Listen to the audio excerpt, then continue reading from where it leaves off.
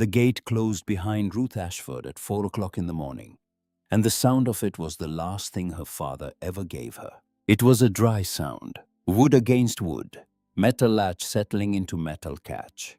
In another life, on another morning, it might have meant nothing at all.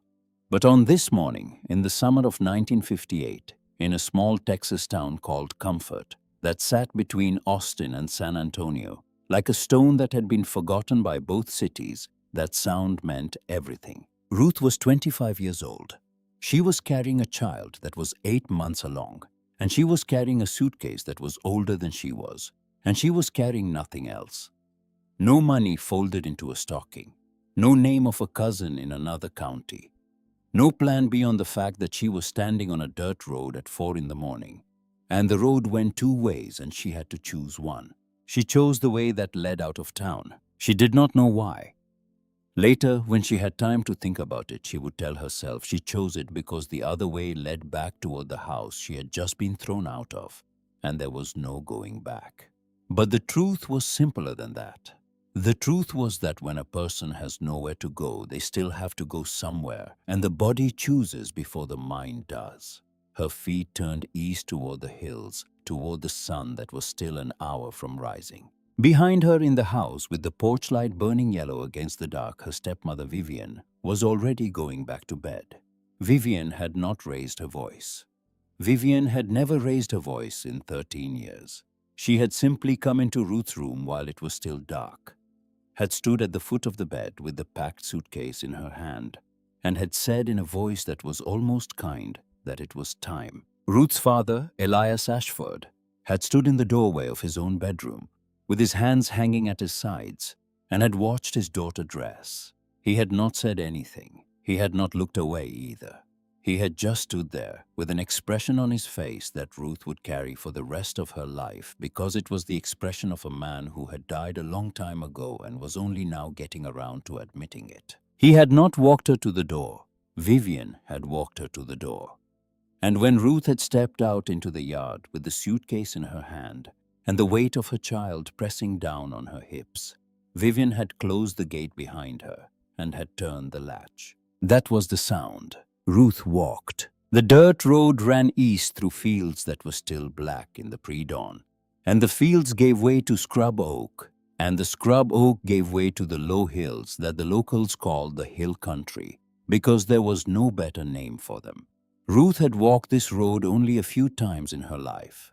She had grown up in Comfort, but Comfort was a town where you did not leave unless you had a reason, and Ruth had never been given a reason. Now she had one. The sun came up over her right shoulder as she walked, and the light was pale and thin and cold in the way that Texas summer light is cold before it becomes cruel. Ruth stopped once near a wooden fence that leaned into a field of dry grass, and she set the suitcase down and put both hands on her lower back and breathed. The child inside her moved. It was a slow, heavy movement, the kind that came from a body that had run out of room to grow. She picked up the suitcase and walked on. To understand why Ruth Ashford was walking east on that dirt road at that hour of that morning, you have to understand a few things about the 25 years that came before it. You have to understand that her mother had died bringing her into the world, and that her father had never quite forgiven her for it. Though he would have said, if you had asked him that, of course he did not blame her. Of course it was not her fault. But blame is a thing that lives in the space between the words a man says and the way he says them. And Ruth had grown up in that space, and she knew every corner of it. Elias Ashford had been a truck driver in those years. A long-haul man who ran freight from San Antonio up to Dallas and back again, gone for 4 days at a stretch, home for 2. He was a good man in the way that soft men are good. He believed in kindness, and he did not believe in raising his voice, and he did not believe in confrontation. And none of those beliefs had ever cost him anything, until they cost him his daughter. Vivian had come into the house when Ruth was 12 years old. She had come in the way a cold front comes in without noise, without warning, changing the temperature of every room she entered. She had been a widow from a neighboring county, a woman in her late 30s with iron-colored hair pulled tight against her scalp and eyes that measured everything and revealed nothing. Elias, who had been alone with a daughter for 12 years and who carried the guilt of not knowing how to raise her, had married Vivian within 6 months of meeting her. And he had handed her the running of the house without understanding what he was handing over. Vivian had never struck Ruth. She had never called her a name. She had never in 13 years done anything that a court of law would recognize as cruelty. What she had done instead was to make Ruth invisible in her own home. She had done it with silences that lasted for weeks. She had done it by setting the table for two when Elias was on the road and leaving Ruth to eat standing at the counter. She had done it by looking through Ruth when Ruth spoke, as though the girl were a curtain that had been left in the wrong place. Ruth had learned to be small. She had learned to occupy the least amount of space that a human body could occupy and still be alive. She had learned that a girl who did not want could not be denied, and a girl who did not speak could not be corrected, and a girl who did not exist could not be hated. And by the time she was 20, she had been so small for so long that she had forgotten there was any other way to be. That was the year Beau Langley came to Comfort. Beau Langley was the son of a rancher from up near Kerrville, and he had come to Comfort to help an uncle with a piece of land that needed working. He was 26 years old, and he had a smile that arrived before he did, and he had a way of looking at a woman as though she were the only thing in the room, and Ruth, who had spent 13 years being the thing that no one looked at, had no defense against it. He came to the general store, where she worked 3 days a week. He came on a Tuesday and again on a Thursday, and by the second week he was coming every day. He talked to her about the ranch he was going to buy someday. He talked to her about the house he was going to build on it. He talked to her about the wife he was going to bring to that house, and he looked at her when he said it. And Ruth, who had never in her life been looked at that way, believed him. She believed him for 4 months. She believed him when she gave herself to him in the bed of his pickup truck parked under a live oak by the Guadalupe River. She believed him when he told her he was going to Dallas for a week to see about some business and would be back before she had time to miss him. She believed him for the first week he was gone, and for the second week, and for the third. There had been questions he had asked in those 4 months that she had not thought about at the time. Questions about her father's land, about how far it ran to the east, about whether there was a well on it that had kept water, even in the drought 2 summers before. She had answered him because he had asked, and she had not wondered why he was asking. A man who looks at a woman that way is allowed his questions. She had not known then that a question can be a survey. She would understand it later. By the 4th week, she knew she was pregnant. By the 6th week, she knew he was not coming back. She learned it from a woman at the store who had a cousin in Dallas. Beau Langley was living there now in a boarding house on Ross Avenue, and he had told his uncle that Comfort had not suited him after all. He had left no address. He had left no message for anyone. He had simply left the way certain kinds of men leave without weight and without echo. Ruth had not cried when she heard. She had walked home from the store and made supper for her father and stepmother, and had gone to bed, and she had lain in the dark with her hands on the flat of her stomach, and she had understood that she was alone in a way she had not been alone before. Vivian knew before Ruth told her. In a town the size of Comfort, news moved faster than the people who carried it. The woman at the store had told her sister, and her sister had told the postmaster's wife, and the postmaster's wife had told Vivian over coffee on a Wednesday morning. And by the time Ruth came home from work that day, Vivian was already sitting at the kitchen table with her hands folded on the wood, waiting. She had not made a scene. That was not her way. She had simply looked at Ruth across the table and had said very quietly that they would need to think about what to do. But Vivian had already thought about it. She had been thinking about it, though Ruth did not know this yet, for a very long time. The pregnancy showed at 4 months. It was undeniable by 5. By 6, Vivian had stopped speaking to Ruth altogether, addressing her only in the third person, as though Ruth were a piece of furniture that had been placed in the room by someone else and could not be moved.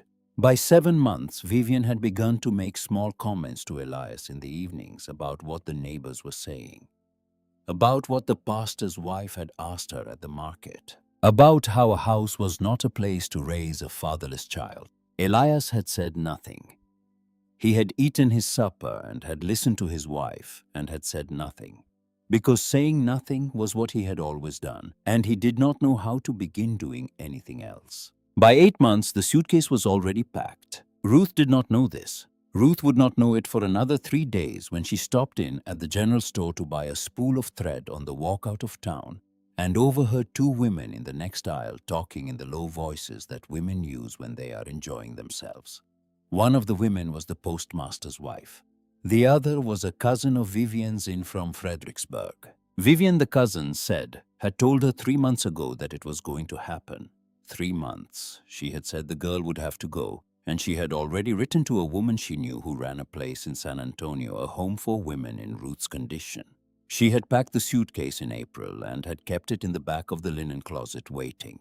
Ruth stood in the aisle with the spool of thread in her hand and felt the floor of the store tilt very slightly under her feet. 3 months. The gate closing at 4 in the morning had not been a decision. It had been a schedule. She put the thread back on the shelf. She walked out of the store. She kept walking. She walked for 4 hours before she thought to knock on a door. The first door belonged to a farmhouse set back from the road, painted white once and now the color of old bone. A woman answered it.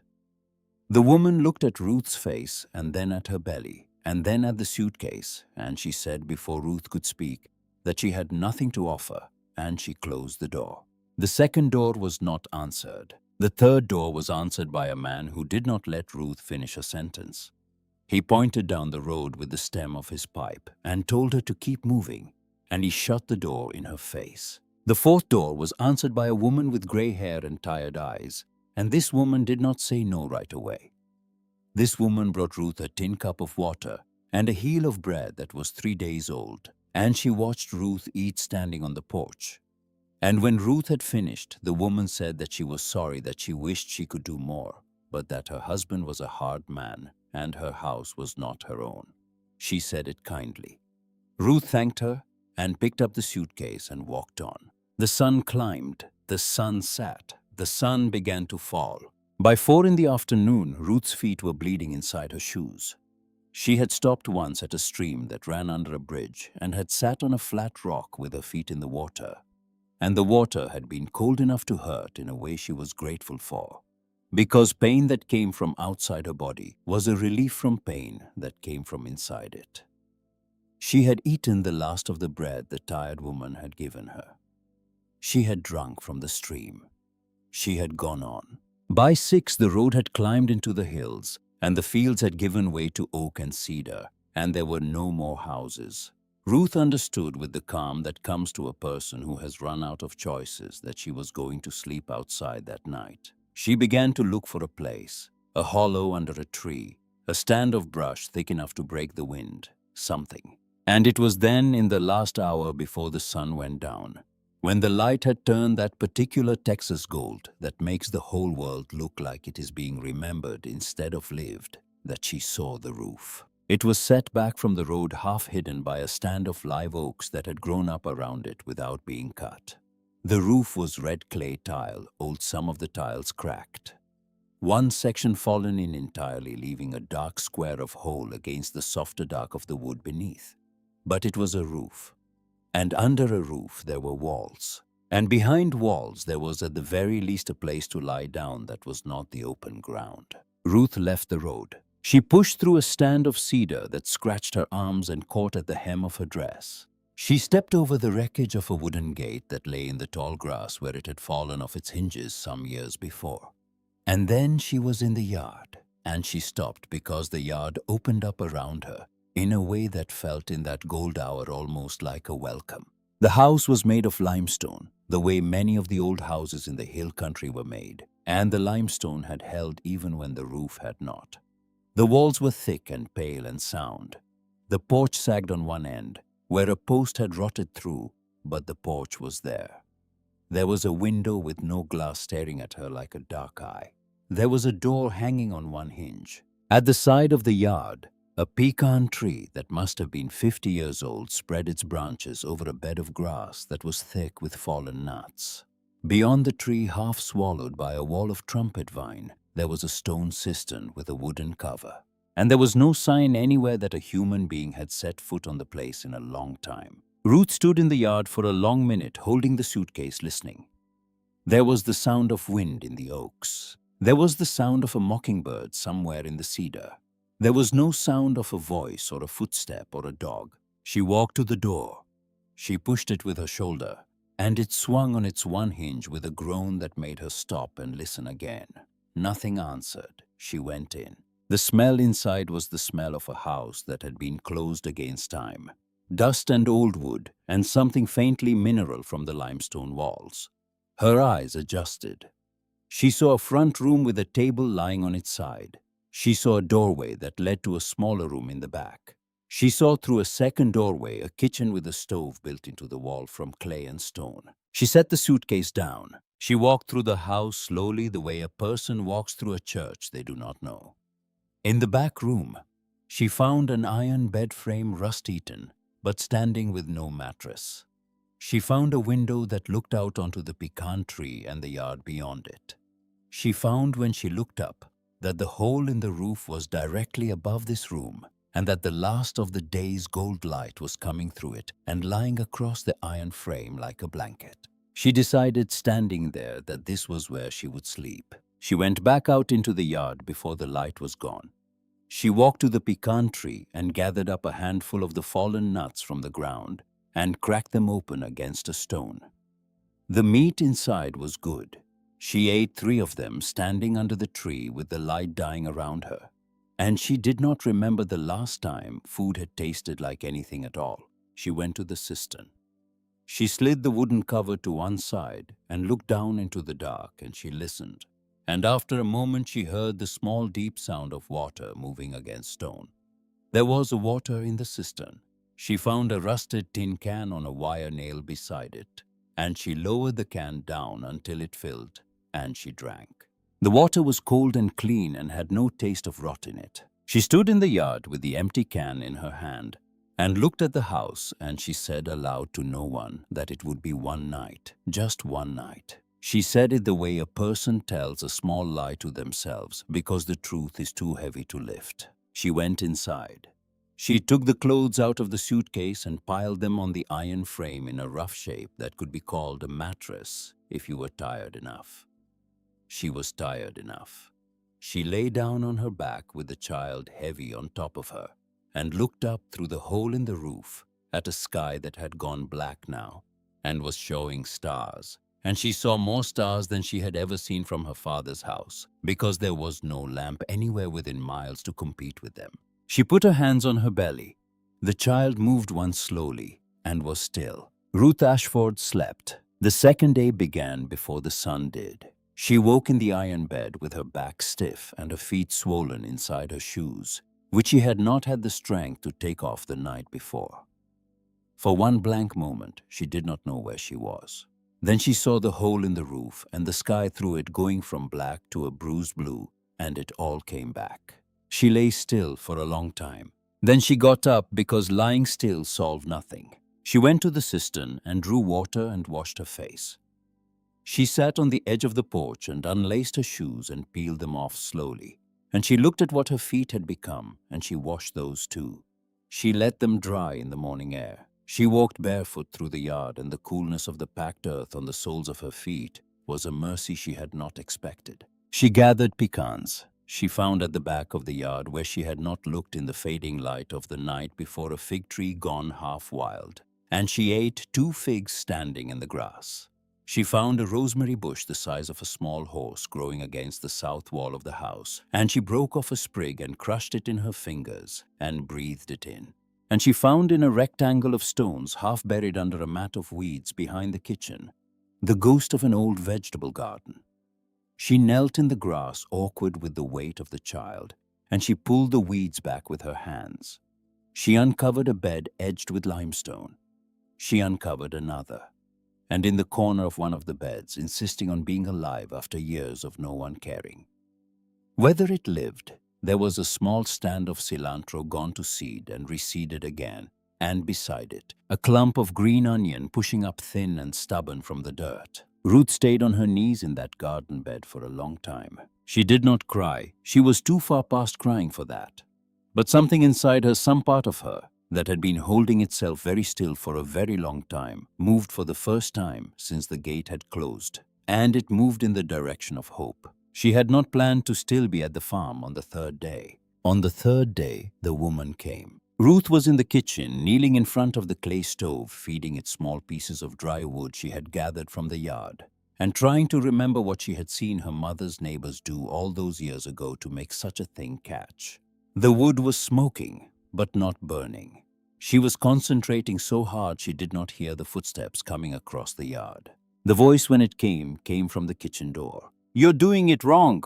Ruth turned so fast she almost fell. She caught herself on the edge of the stove, and she saw, standing in the doorway with the morning light behind her, an old woman in a straw hat with a canvas bag on her arm. The woman was small and brown from the sun. She was maybe 65 years old, though the hill country had a way of aging some faces slower and some faster, and it was hard to say for certain. Her hair was white and pulled back into a tight knot. Her eyes were pale gray and did not miss anything. She had walked into the yard without making a sound, Ruth had noticed.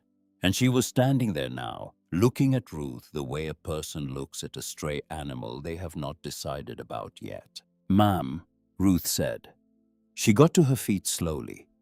"I don't mean to be here. I was just—" "You've been here 3 days," the woman said. "I saw the smoke last night. I saw it the night before too, but I thought it was heat lightning." Ruth said nothing. "My name is Cordelia Whitfield," the woman said. "Most people call me Cora. I live about 2 miles east on the county road. I came to see who was burning wood in Silas Holloway's kitchen." Ruth felt her face go hot. She said, "I didn't know whose house it was. I didn't take anything. I ate some pecans and some figs from the yard, and I drank from the cistern, and I slept in the back room. I haven't done any harm." Cora Whitfield looked at Ruth for a long moment. Her eyes moved from Ruth's face down to Ruth's belly and back up to Ruth's face. Then she came into the kitchen. She set the canvas bag on the counter. She began without asking to take things out of it. A paper twist of cornmeal, a slab of smoked bacon wrapped in cloth, a small glass jar of honey, a bundle of dried herbs tied with twine. "You put the thin sticks in first," she said, kneeling in front of the stove without looking at Ruth. "Then the thicker ones on top. And you leave the door cracked so it can breathe. It's an old stove. It needs to breathe more than a new one does." She struck a match. She held it to the tinder. The fire caught. Ruth watched her with a feeling in her chest she could not have named. Cora stood up. She dusted her hands on her skirt. She looked at Ruth again, and this time her eyes were different. Not soft. Cora Whitfield's eyes did not go soft, but something in them had changed. "Sit down," Cora said. "You look like you're going to fall down. Sit down and I'll make you something to eat, and then we'll talk about what a woman 8 months gone is doing in Silas Holloway's kitchen." Ruth sat down on the low wooden bench beside the stove. She said, "Who is Silas Holloway?" Cora Whitfield paused with a twist of cornmeal in her hand. She looked out the kitchen window at the yard, at the pecan tree, at the sun climbing over the roofline. "He's the man who owns this place," she said quietly. "He's the man who used to live here.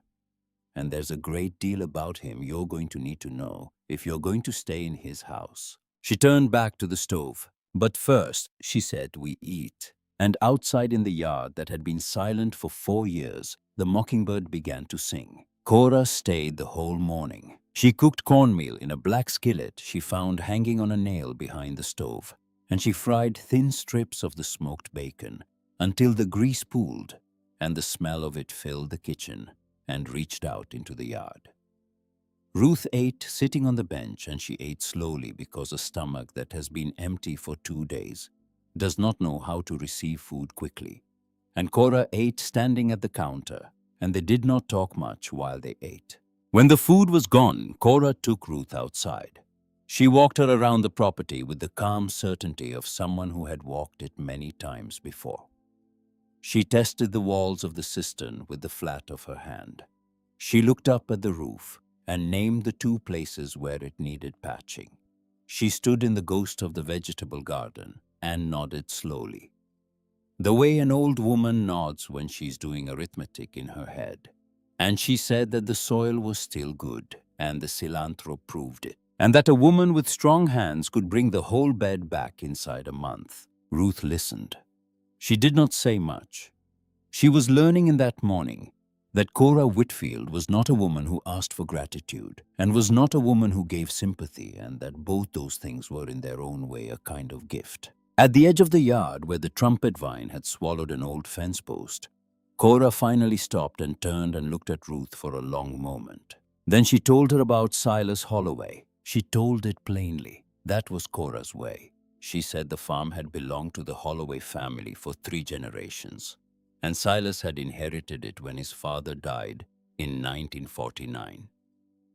She said Silas had come back from the Korean War in the spring of 1953 with a scar on his face and a silence in him that had not been there before, and that he had married a girl named Rebecca Ainsley 6 months after coming home, and that they had lived on the farm together for 1 year. She said Rebecca had died on this farm in the autumn of 1954, in the back room, the same room where Ruth had slept the night before.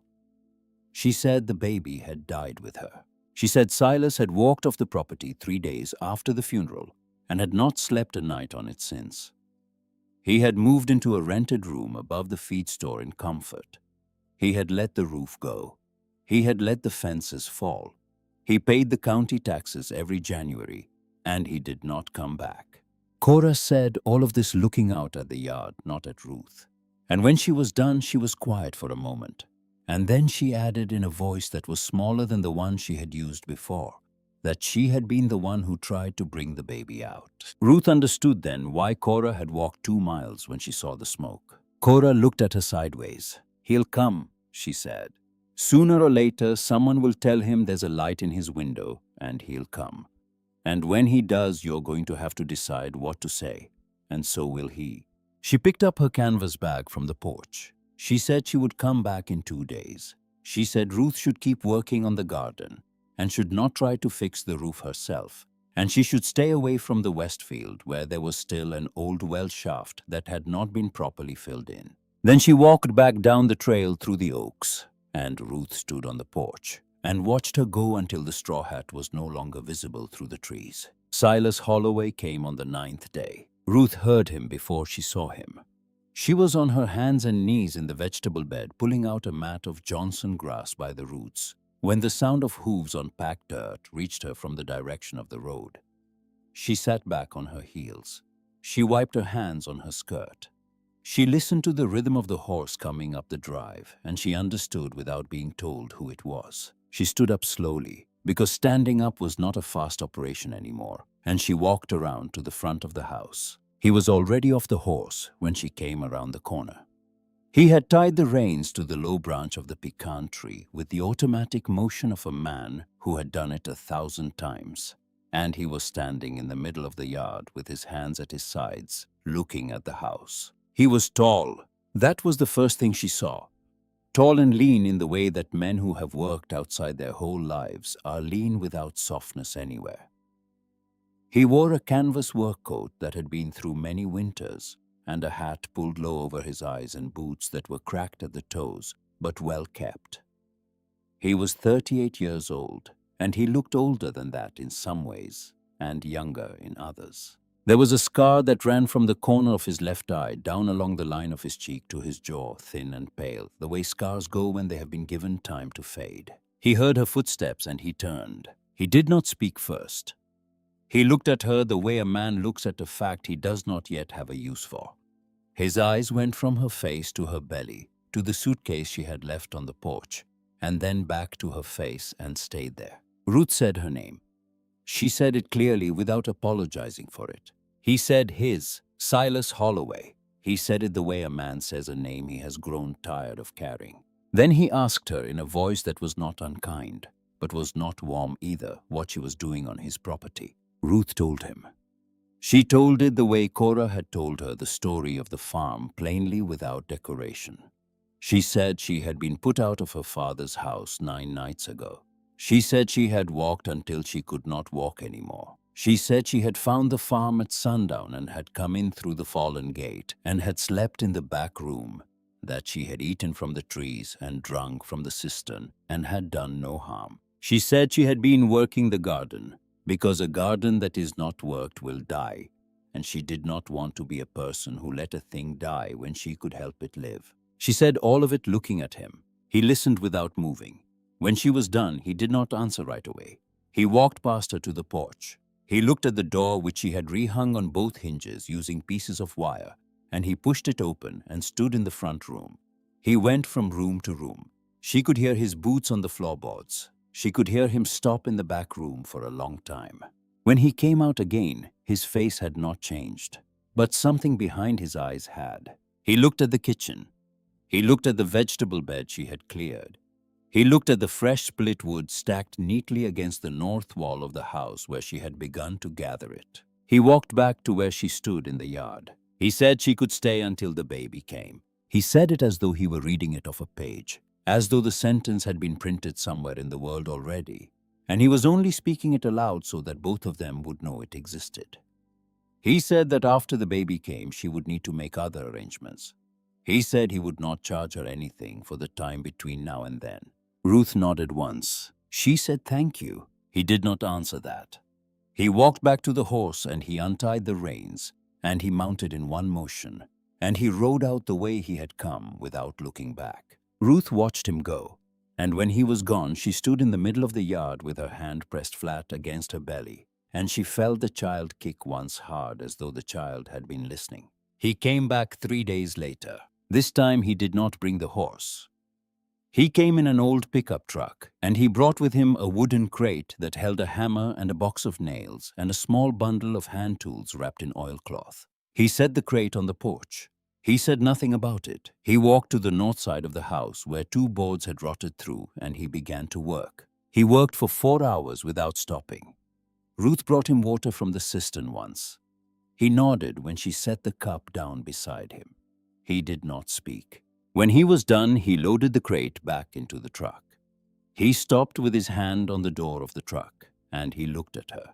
He said the roof needed patching before the fall rains came. He said he would come back on Sunday and start on it. He drove away. 2 days later, Rutherford Merrick came for the first time. He came in a black sedan driven by a young man in a gray suit. The sedan pulled up the drive at midday, and Ruth, who was sitting on the porch shelling pecans into a bowl, saw it before it stopped, and she felt a coldness go through her chest that had nothing to do with the day. He stepped out of the car with the smile of a man arriving at a business meeting he had scheduled himself. He was 50 years old and heavy through the middle, and he wore a gray suit that had been tailored well and a gold chain across the front of a vest that had once fit better. He tipped his hat to Ruth from 20 feet away. He called her ma'am. He introduced himself as Rutherford Merrick, president of the First National Bank of Comfort, and an old friend of Silas Holloway's family. He said he had heard from a mutual acquaintance that there was a young woman in residence, and he had come out simply to be neighborly. He talked as he stood in the yard in the smooth way that men who deal with money for a living learn to talk. He asked about the state of the property in a way that was not quite an inspection. He mentioned, as if it were a passing thought, that Silas had been considering selling the farm for some time now. He mentioned as if he had only just remembered that a sale would of course require the property to be vacant. He asked if Ruth had family she could go to when the time came. Ruth answered him without answering him. She said she was grateful for his concern. She said she did not know Silas's plans. She said she would speak with him when he next came. Merrick smiled. He tipped his hat again. He said he hoped for everyone's sake that things would resolve in an orderly manner. Then he got back into the sedan and left, and the dust of the drive hung in the air a long time after he was gone. Ruth sat on the porch with the bowl of pecans in her lap and did not shell any more of them for a long time. Cora came the next morning. Ruth told her about Merrick. Cora listened without interrupting. When Ruth was done, Cora sat down on the porch step. and looked out at the yard and did not speak for a long minute. Then she said Rutherford Merrick had been trying to buy the Holloway farm for 6 years. She said he had made 3 formal offers to Silas, all of them refused. She said the offers had gotten larger each time, and each time Silas had refused faster than the time before. Then she said something else. She said Rutherford Merrick's wife was a woman named Estelle, and Estelle's older sister lived in Careville, and that older sister had a daughter who had married a rancher's son a few years back. And that rancher's son had a brother who had recently come down to Comfort to help out on his uncle's land. Ruth felt the porch step under her go still. She said the name. Cora nodded. She said Bo Langley was Rutherford Merrick's nephew by marriage. Ruth sat with that for a long moment. She thought about the questions Bo had asked her, about her father's land, about the wells that had held water in the drought.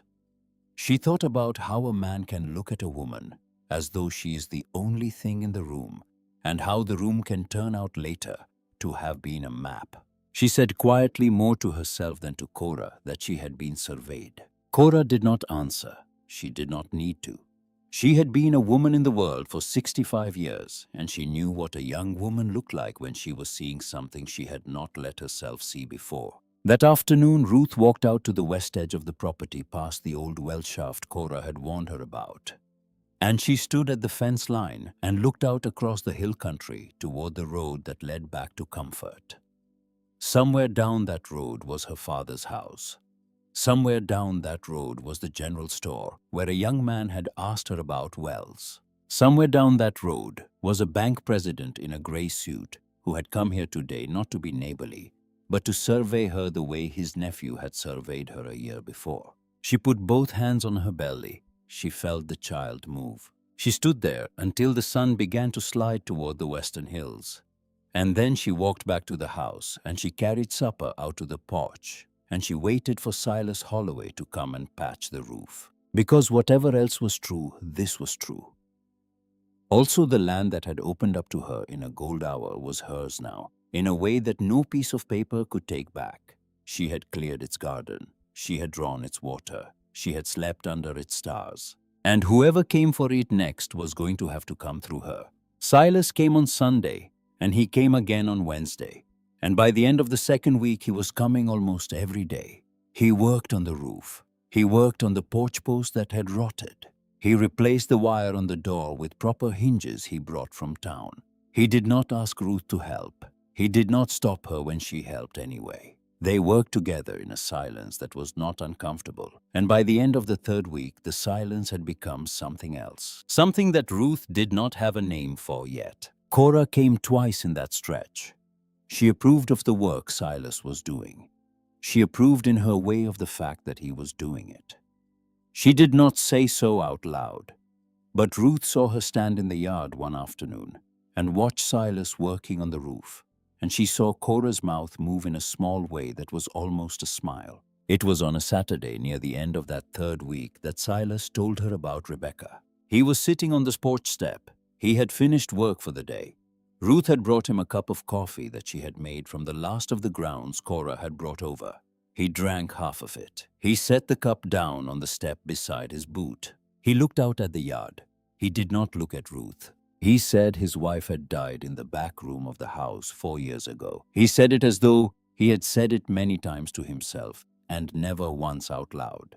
He said the baby had died with her, a boy. He said the boy had not made it more than an hour. He said he had built the crib himself. He had built it in the shed at the back of the property, and he had brought it into the house the week before the baby was due, and he had put it in the corner of the back room next to the bed. He said the crib was still in the shed. He had put it there the day after the funeral. He said he could not remember carrying it out there, but he must have because that was where it was. Ruth said nothing. She sat on the porch a little way from him, and she let the words be what they were, and she did not try to fill the space around them. He said he had come back from Korea in the spring of 1953. He said he had been at a place called the Chosin Reservoir in the winter of 1950, and he had come out of it when a great many men had not, and he had spent every day since then trying to understand why. He said Rebecca had been the only answer he had found, and when she had gone, the question had come back, and it had not left him since. He picked up the coffee. He drank the rest of it. He stood up. He said he was sorry to lay that on her. He said he did not know why he had. Ruth said quietly that she was glad he had. He looked at her then. He looked at her for a long moment. Then he nodded once and he walked to his truck and he drove away. That night, Ruth lay awake in the iron bed, and she thought about a crib in a shed at the back of a property, and she thought about a man who could not remember carrying it out there. And she put her hands on her belly, and the child moved slowly, and she did not sleep for a long time. She found the box in the attic the next day. She had gone up because the roof patch Silas had put in had shifted slightly overnight, and she wanted to see how it looked from underneath. The attic was reached by a ladder set into the wall of the back hallway. She climbed it slowly, one hand on her belly, and she pulled herself up into the low, dusty space under the eaves. The box was tucked against the chimney stones. It was a small wooden box, not much bigger than a Bible, with brass hinges and a brass latch that had gone green with time. She should not have opened it. She knew that even as her hands were on it. Inside there was a cloth-wrapped bundle. She lifted it out. She unwrapped it in the dim light coming from the vent under the eave. It was a medal, a silver star on a red, white, and blue ribbon. The paint on the star still bright. The ribbon faded at the edges. Underneath the medal, folded twice, there was a citation on heavy paper. She unfolded it. The citation said that Corporal Silas Marcus Holloway, United States Army, had on the 29th of November, 1950, at the Chosin Reservoir, Korea, under enemy fire, and in temperatures of 30 degrees below zero, carried 8 wounded men from an exposed position to a defensible line over a distance of approximately 400 yards, sustaining wounds himself in the process, and had thereby saved the lives of those 8 men. The citation said he was awarded the Silver Star for gallantry in action. Ruth sat on the attic floor with the citation in her hand and read it twice. She thought about the scar on his face. She understood now that it had come home with him from that same field on that same night, along with the medal in this box. Then she saw the letter. It was under the citation, a folded piece of paper, cream-colored, softened by having been handled many times. She should have put it back. She did not. She unfolded it. It was in a woman's handwriting. It began, "My Silas." Rebecca had written it a week before she died. She had known she was going to die. She had felt something in the pregnancy that was not right, and she had not told him because she had been afraid that if she told him, he would blame himself for the rest of his life for something he could not have prevented. And so she had written it down instead. She had put the letter in the box with his medal, where she knew he kept it, where she knew he would find it eventually when he was ready. She had written that the land was more than just land. She had written that Silas's father had said before he died that a piece of ground could hold a family, or it could hold a grave, and that the difference was who came to it and what they came looking for. She had written that if something happened to her, Silas was to keep the farm. She had underlined the word keep. She had written that he was to keep it until someone came who truly needed it, and that when that person came, he would know. She had written at the bottom, "You will know because the land will feel less heavy when they walk on it. Watch for that. Wait for that. And in the meantime, forgive yourself for me. I do." Ruth folded the letter. She wrapped it back in the cloth with the medal and the citation. She put the box back against the chimney stones, exactly where she had found it. She climbed down the ladder slowly. She sat on the bench in the kitchen for a long time. She did not tell Silas what she had found. Not yet. She did not know how. The trouble started 3 days after that. She came out at first light on a Tuesday to find the gate at the end of the drive. The fallen gate she had propped back into place with wire and cedar branches cut open with a knife. The wire had been sliced clean. A word had been carved into the top rail of the gate with the point of the blade cut deep.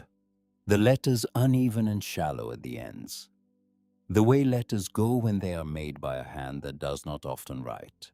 2 nights later, she woke to the smell of smoke. The chicken coop she had begun to build at the back of the yard using scrap lumber Silas had brought over was burning. It was a small fire, and it had not caught the frame properly, and Ruth was able to put it out with buckets of water from the cistern by herself. Though it took her more than an hour and left her shaking on the porch afterward with her hands smelling of ash. She did not tell Silas about the gate. She told him about the fire. He looked at her without speaking for a long moment, and then he said one word: Merrick. He said he had assumed when Merrick's offers had stopped a year ago that the man had finally accepted an answer. He said he had been wrong. He said he would come the next morning and stay for a few days. He said Ruth was not to go anywhere alone. Rutherford Merrick came back on a Thursday afternoon 4 days after the fire. He came in the same black sedan. This time, he did not smile from 20 feet away. He got out of the car with a folded paper in his hand, and the young man in the gray suit got out with him, and behind them, in the dust of the drive, was a second car that Ruth had not seen the first time. Silas was on the roof. He climbed down slowly, one hand still on the ladder, and he stood between Ruth and Merrick without saying a word. Merrick said he had heard there had been an unfortunate incident with a fire. He said he was sorry to hear it. He said it was a reminder of how unsafe an isolated property could be for a woman in Ruth's condition. He said he had brought with him some paperwork that he thought would help clarify the situation for everyone.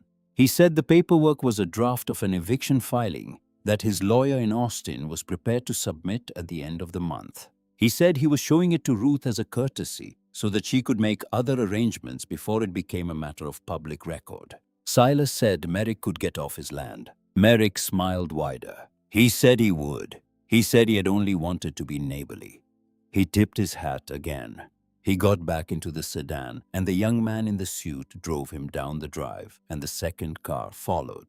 Silas stood in the yard with his fist at his sides. He said quietly, without looking at Ruth, that Merrick was not going to stop. He was right about that. Elias Ashford came 6 days later. He came on foot. He walked up the drive at midday with his hat in his hands, and Ruth saw him from the porch and did not stand up at first. She did not stand up because she did not know what to do with her body.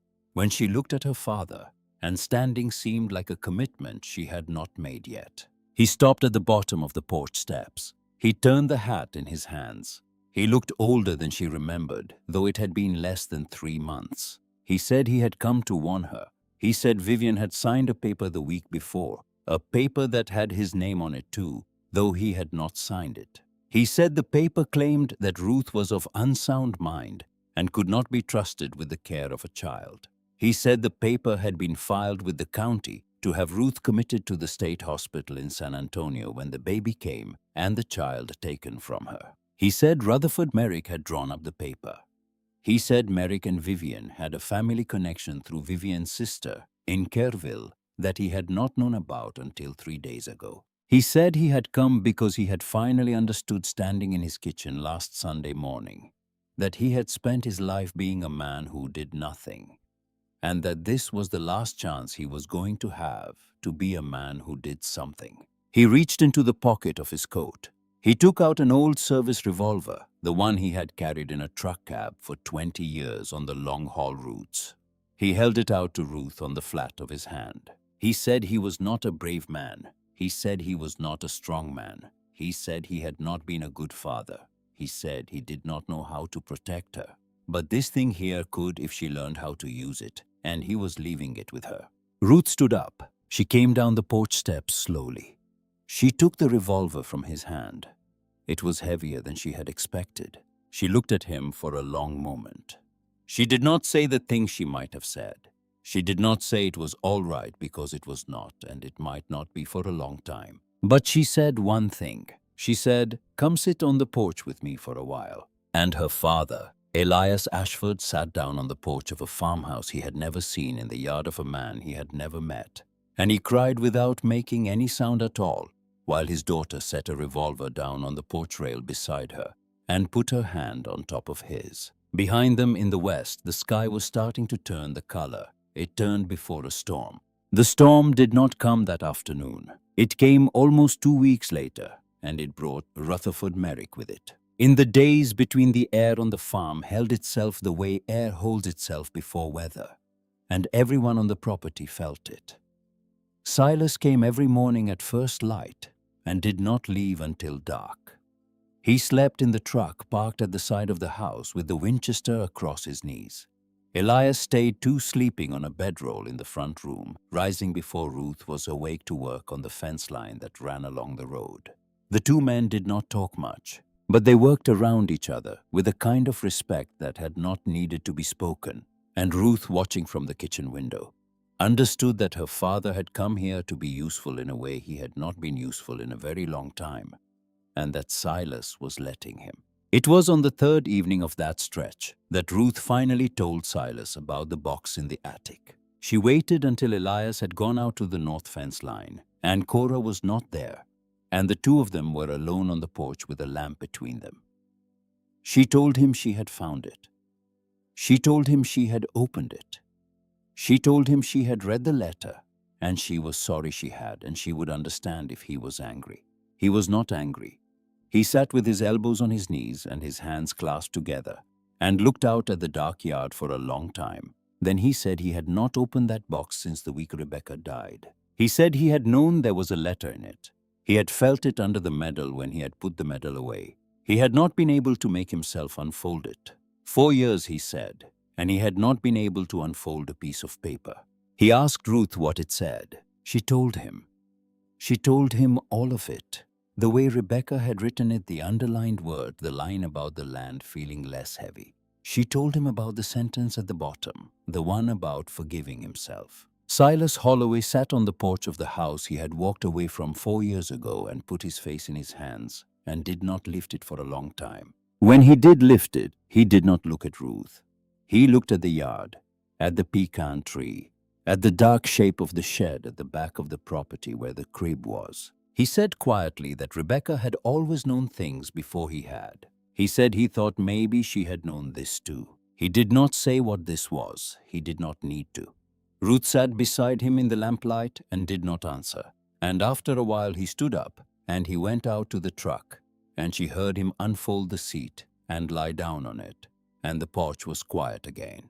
Cora came on the morning of the 5th day and did not go home. She came up the trail from her house with a canvas bag heavier than usual, and she set it down on the kitchen table and began to unpack it without a word. Clean linen, a bottle of alcohol, a pair of scissors that had been boiled, a small brown bottle of ergot tincture that she had made herself the winter before. Ruth watched her lay these things out on the table in the order she would need them. Cora looked up. She said the baby would come inside the week. She said it as though she were reading it from the sky. Ruth put her hand on her belly and did not answer. There was nothing to answer. That night, Cora slept on the bench in the kitchen with a folded quilt for a pillow. She said she would not go back to her own house until it was done. She said she had made a promise to herself 4 years ago in this same house that she would not leave another woman alone in that back room, and she was not going to break that promise now. She said it looking at the floor. She did not look at Ruth when she said it. Ruth understood then that Cora had been carrying the death of Rebecca Ainsley for 4 years. The way a person carries a stone in their shoe on a long walk, and that this week was going to be the walk finally ending. On the morning of the 7th day, Cora did not get up. Ruth found her in the front room, where she had made a bed on the daybed by the window. Cora was awake, but her face on the left side was slack in a way it had not been the night before, and her right hand did not close all the way when Ruth took it. Her voice, when she tried to speak, came slowly, as though the words had to travel through more distance than they used to.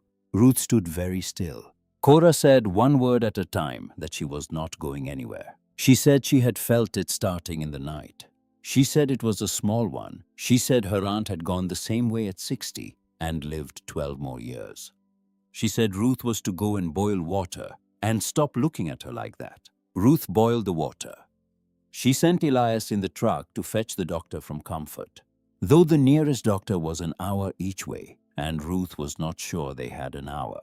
She sat by the daybed with Cora's good hand in hers and waited. By afternoon, Cora could move the right hand a little. By evening, she could say full sentences again, though slowly. The doctor came near. Sunset examined her and said what Cora had already said. A small stroke, rest, time. He said Cora should not be attending anyone in her condition. Cora waited until the doctor was gone. Then she looked at Ruth from the daybed with the one eye that was still fully hers, and said in a voice that was slow but very clear, that she had not walked 40 years of these hills to lie on a couch while a woman labored in the next room. She said Ruth would help her walk when the time came, and she would sit in a chair by the bed, and she would talk Ruth through it from that chair, and it would be enough. Ruth held her hand and did not argue. The storm began at 3 in the afternoon on the day after that. Ruth was in the kitchen when the first thunder came, a low rolling sound from far off in the west. The kind of thunder that means the weather is still an hour away, but is coming and will not be turned back. She stood at the window and watched the sky darken from the horizon inward, and she felt the first of the pains start low in her back. And she did not say anything to Cora yet, because a first pain does not mean a thing by itself, and she wanted to be sure. The second pain came 20 minutes later. The third came 10 minutes after that. She went to the front room. Cora was sitting up on the daybed with her feet on the floor, watching the sky through the window. Ruth did not have to speak. Cora looked at her and looked at the way she was standing and nodded once and reached for the cane Elias had cut for her the day before. At 4 o'clock, the sedan came up the drive. Ruth heard it before she saw it. She was in the back room, sitting on the edge of the iron bed, and she heard the sound of tires on packed dirt, and she felt the pain rise again and take her, and she gripped the iron rail of the bed with both hands and waited for it to pass. When it passed, she heard Silas's voice from the yard. She got up. She walked to the front room. Through the window, she could see 3 men in the yard. Rutherford Merrick was standing beside the black sedan in his gray suit with a folded paper in his hand. 2 other men she had not seen before stood on either side of him. They were younger than Merrick and harder, and they wore work coats that hung wrong at the sides, in the way that coats hang wrong when there is a pistol underneath. Silas stood 10 feet in front of them with the Winchester in his hands. He was not aiming it. He was holding it low across his body, the way a man holds a rifle when he wants another man to know that the rifle exists. Elias stood at the corner of the porch. He had not drawn the revolver, but his hand was near his side. Merrick was smiling. He said he had brought the paperwork he had mentioned on his last visit. He said Ruth had 1 week to vacate the property before the sheriff was called. He said he was doing this as a courtesy. Silas said 1 word, leave. Merrick's smile did not change. He said he understood emotions were running high. He said he would be back in 7 days with the sheriff and with the state medical officer, and that the situation would be resolved then in accordance with the law. He turned to get back into the sedan. He stopped. He looked toward the house. He must have seen Ruth through the window because his expression changed, and he said loud enough for her to hear that he hoped for the child's sake that she would use the week wisely. Then he got in the sedan and the 2 men got in with him, and they drove down the drive. Silas stood watching until the dust settled. Then he turned and came to the porch. His face was set in a way Ruth had not seen before. He looked at her. He saw in her face what was happening in her body. He set the Winchester against the porch rail. He said quietly that it was time. Cora had already begun to walk toward the back room, 1 slow step, and then another, the cane on her right side and Elias at her left elbow. She was not going to lie on that daybed, not tonight. Silas walked Ruth to the back room behind them. He did not hold her arm. He walked beside her close enough that if she had fallen, he could have caught her, but he did not touch her. She understood in some way she could not have explained that this was because he did not want to touch her, before he had asked whether he could. At the door of the back room, he stopped. He looked at Cora easing herself down into the wooden chair beside the iron bed. Cora looked at him. Something passed between them that had nothing to do with Ruth, that had to do with a night 4 years ago in this same room. Cora nodded once. Silas nodded back. He said to Ruth that he would be right outside. He said he would keep the fire going and the water hot, and that if Cora needed anything, all she had to do was call. He closed the door. The storm broke over the farm at 6 o'clock. The rain came sideways against the west wall of the house, and the wind rose in the oaks outside, and the thunder cracked once directly overhead and shook the tin plates on the shelf in the kitchen. Ruth barely noticed. She was in the middle of a pain that had come and had not let go for a full minute, and Cora was talking to her from the chair in the low, steady voice that Cora used, telling her when to breathe and when to hold and when to let go. The words coming slower than they used to, but coming. Cora had been a midwife for 40 years. She had lost women before. She had lost the woman who mattered most to her in this room, on a night not unlike this one. She was not going to lose this one, not from a chair, not from anywhere. She worked with the calm of a person who has decided that panic is a luxury she cannot afford. At 8 o'clock, the pains had come close enough together that Ruth had lost track of when one ended and the next began. At 9, Elias came to the kitchen door and told Silas in a low voice Ruth was not meant to hear, but did hear that he had seen a light moving down by the road. Silas went out. He took the Winchester. Elias stayed at the kitchen door with the revolver in his hand and his eye on the drive. What happened at the back of the property was told to Ruth later in pieces over several days. She would come to know it the way a person comes to know a thing that has already happened without them. Silas moved along the fence line in the rain, low staying to the side of the trees. He saw the man before the man saw him. The man had a can of kerosene in one hand and a lantern in the other, and he was crouched by the corner of the shed at the back of the property, the shed where the crib was, and he was pouring kerosene onto the base of the wall. Silas came up behind him. He did not fire the rifle. He swung the stock of it into the man's shoulder and knocked him sideways into the mud, and the lantern went out, and the two of them fought in the dark and the rain for what could not have been more than a minute, but felt longer. The man had a knife.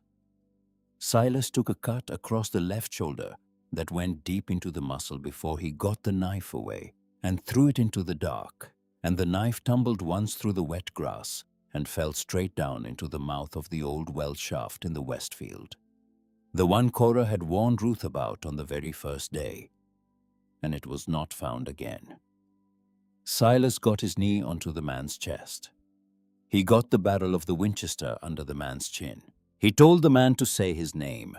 The man said it. Silas knew it. He was a Merrick employee. He had worked at the bank as a clerk before he had begun to do other things. Silas told him that unless he wanted his brains on the mud he was lying in, he was going to answer some questions. He asked them. The man answered them. And in that minute of asking and answering in the rain at the back of a farm in the Texas Hill Country, Silas Holloway learned 3 things that changed everything. The first thing was that Rutherford Merrick did not want the Holloway farm because he wanted to farm it.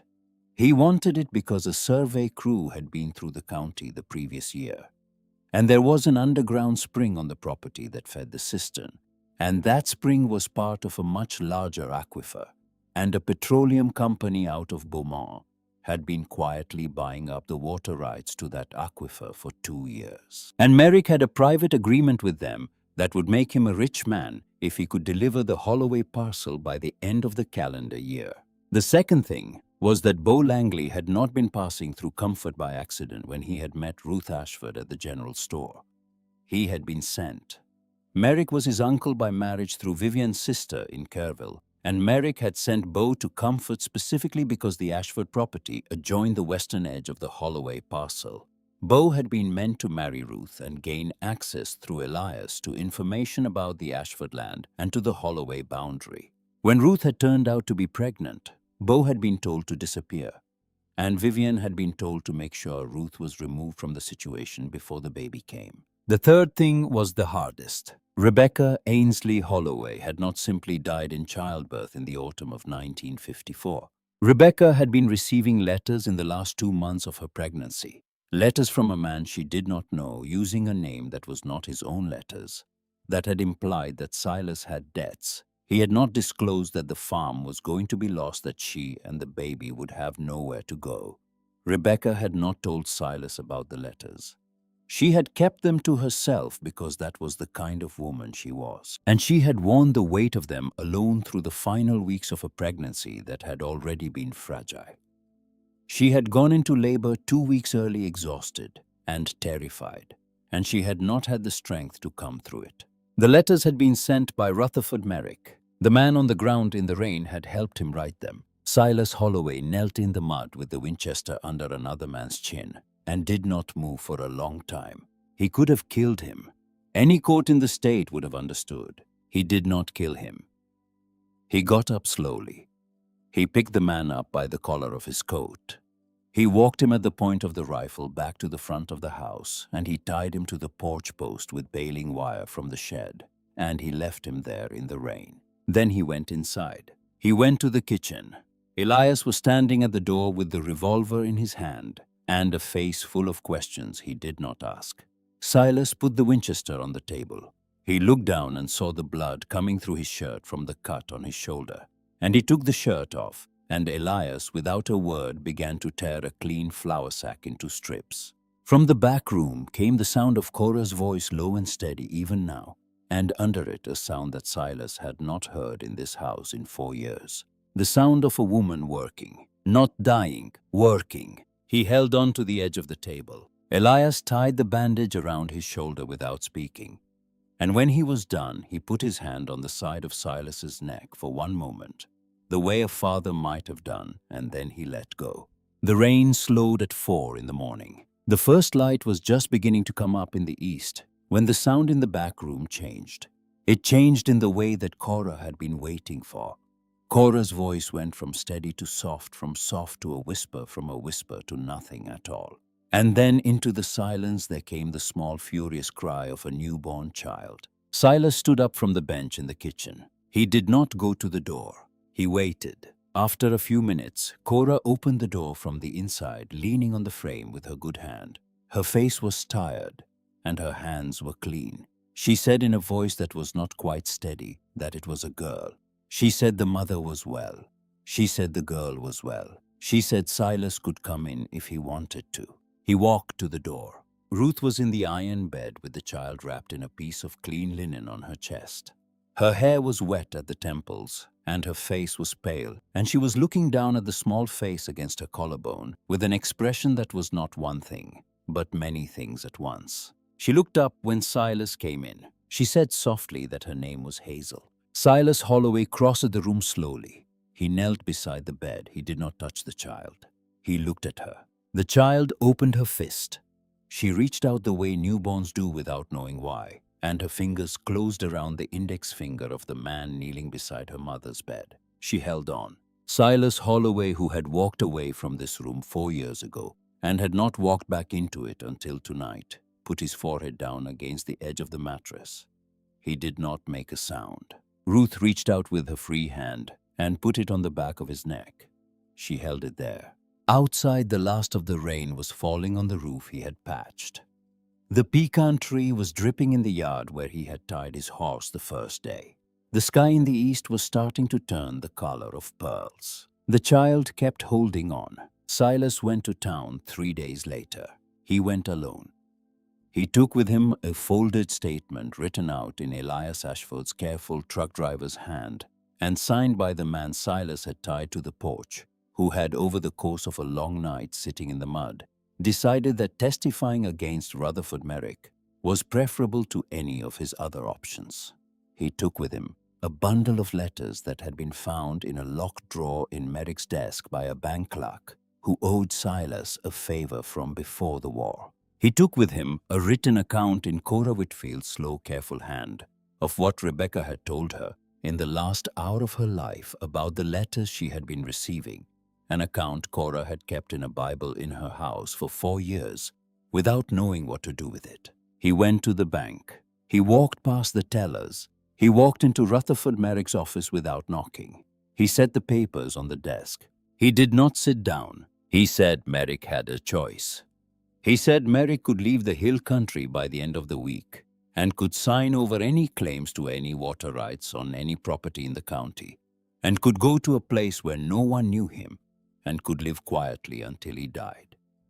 Or he could stay, and Silas would walk the papers to the Texas Rangers office in Austin on Monday morning, and Merrick would spend what was left of his life explaining himself to the jury. He said he did not care which one Merrick chose. He walked out. Rutherford Merrick was gone from comfort within 4 days. His bank was taken over by the village of Homestead. His sedan was seen once on the road going north and then not again. When I was young, I chased the horizon. Certain peace was waiting there.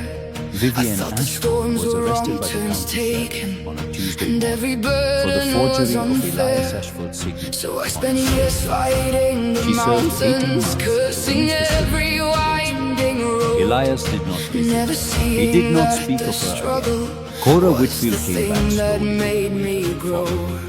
She never regained the full use of Within her the wind, but she sat at the kitchen strong table beneath and the snow, and she taught me every that to breath us becoming must every walk sound where she harder paths may go. She said once that knowledge in one Never hand was meant cheap to be easy. and she was not going The to storm was never Elias meant to Ashford pass. said The waves he built a were small not cabin meant at to the north edge of the stop. property. They were there to teach me Silas how bought to for him last. Every trial is part and he of came the to journey. Every scar He learned to hold becomes a it. guide. He learned to The see mountain it as is a not chance in my way. The mountain is the reason for the climb. He was not a man, but he was a man who could make Silas and Ruth were married in the street. I've known loss that Cora left stood me up for Ruth. broken. I've Elias known stood up for fear that stole my Hazel, breath. 6 months old, slept I've in known nights so cold and endless. did I not could wake up. barely take one step. The pastor Yet from the every small Methodist wound church. became a teacher. Every failure left a mark. That night, And after every everyone valley that I Elias walked through placed another star Silas took the within wooden the box down. dark. The river He set it on the doesn't fight the canyon. It took learns out to carve He its put it in way Ruth's ahead. He said that the Seems measure a had been wall given to to him those by who men. fear it becomes a path for those who tread. The road was never meant to be easy. He said that Ruth Was never meant to pass. The waves were not there to stop me. They He were said the there meadow to was teach me how Ruth to held it in her last. Every She trial looked is at it for a part moment. of the journey. Then she closed her fingers. Every scar becomes a guide. The mountain is not in my way. The mountain is the reason Because for there was the nothing. climb. On a Sunday evening late in the summer of the following year, Ruth sat on the porch of the farmhouse. Silas was on the step beside her. His One day shoulder I healed stopped her. asking, why me? And started was in the garden, asking, watering what can I learn? The moment moving slowly along the I ways of embraced the fire lost its power to Elias burn. was down For at the farm. every challenge holds a gift. Though sky over the hidden western from the eye, the obstacle and destination. In late summer, the way it had gone We'll never gold the evening separate Ruth had first all seen the this red tile roof through the live oak. The road was never meant to be Ruth looked at easy. The storm She looked at was the people. never meant to end. looked at The battles were not sent to break me. They were sent She looked to at the small shape the American man flag I am. Every trial is part of the journey. Every loss becomes a life. She thought about the it. mountain is not in my She way. thought about it. The mountain is the reason I can She thought about the road rise. and she thought about how a person was Finds not me again. sometimes And dark clouds gather in the sky. I'll greet them the like wind old moved to the companions. the gold light held for one moment. They Then belong slowly, the way all things go, it began to the fade. journey. Ruth Ashford Holloway sat on the porch of the farm that had been waiting for her, and she watched the light. After, she was home.